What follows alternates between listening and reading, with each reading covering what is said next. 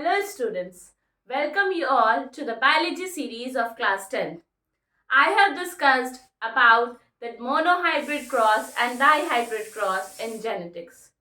Today I am going to discuss about some conclusion from that cross and the laws given by from that cross.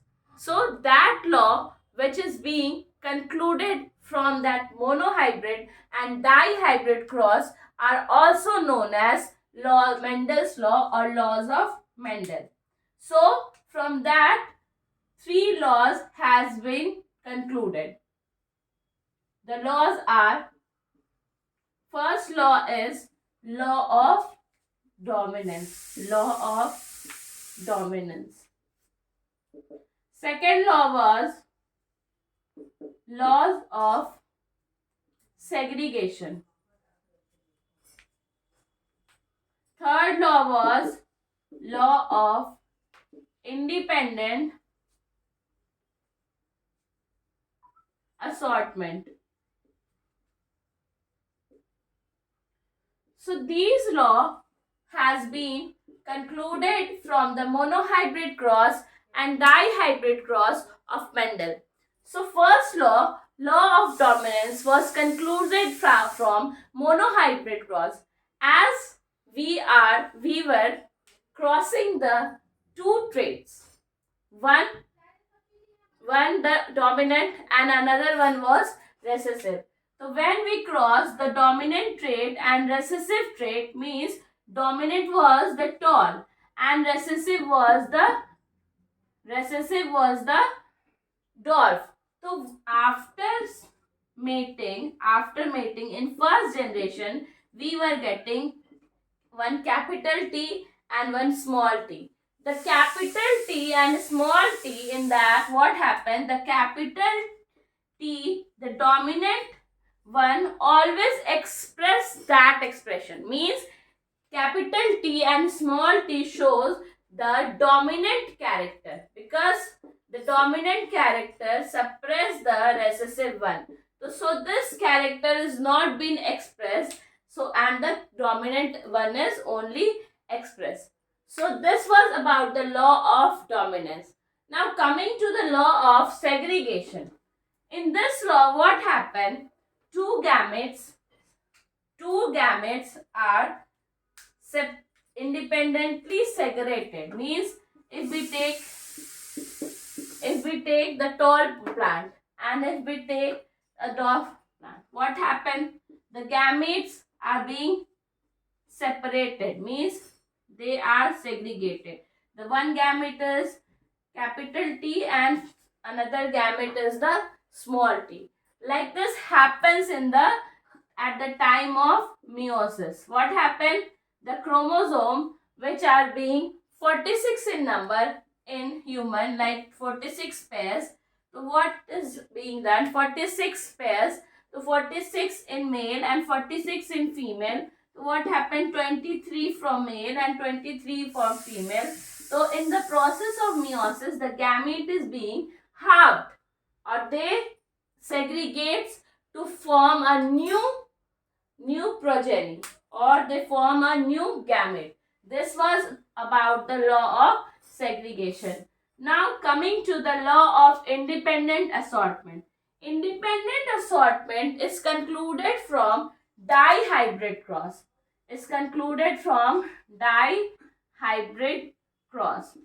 In this third law, what happened? In law of independent assortment, when two crosses are there, means two traits are there, like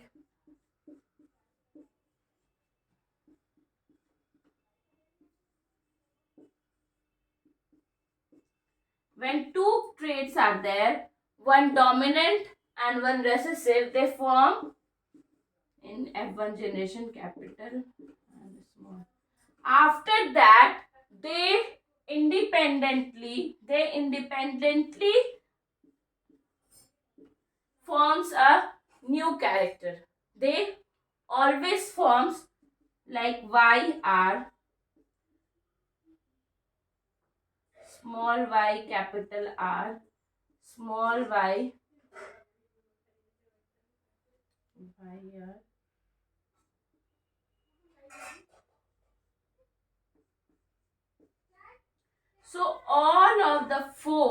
all of the four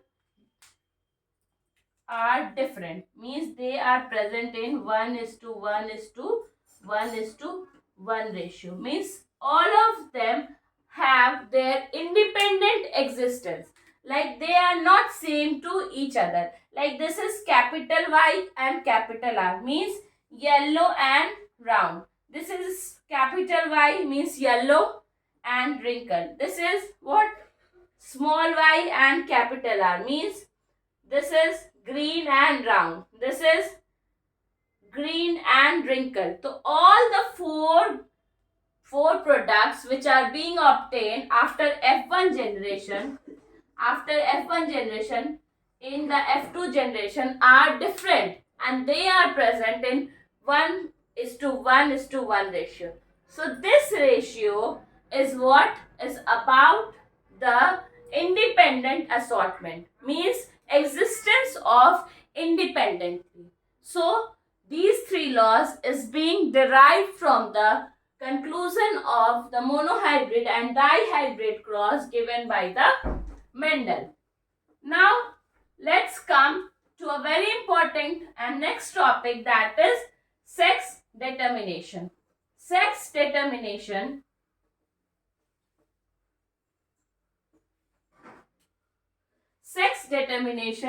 in human. Sex determination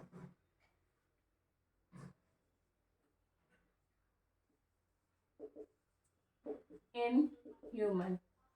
As we know that male in human, male and female is present, and male and female contains what? 23 pairs of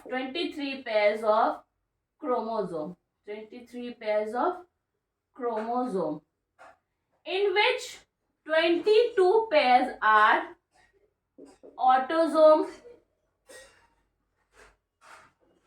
and one pair is sex chromosome. One pair is sex chromosome. So in this, the one pair, this only happens. Actually, one pair of the chromosome only determines the sex, what is present in male and female. So in female, XX is present, and in male, XY is present. X constitute of male and Y constitute of female, means Y contains a male child, and X contain only a girl child. So this, when X and X is crossed, when X and X is being crossed, what happened? XX. When this X is being crossed by X, what happened? XX. Then Y and X is crossed, XY. Then this Y and this X has been crossed. So the XX means the probability of girl child. XX means girl, XY means boy, XX means girl, and XY means boy. So the probability for girl and boy is 50%. So science every times deal that this is the girl child or a boy child is always a scientific thing.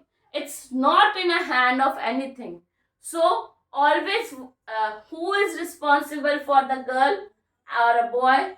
It's always a male, because Y chromosome is only present in male.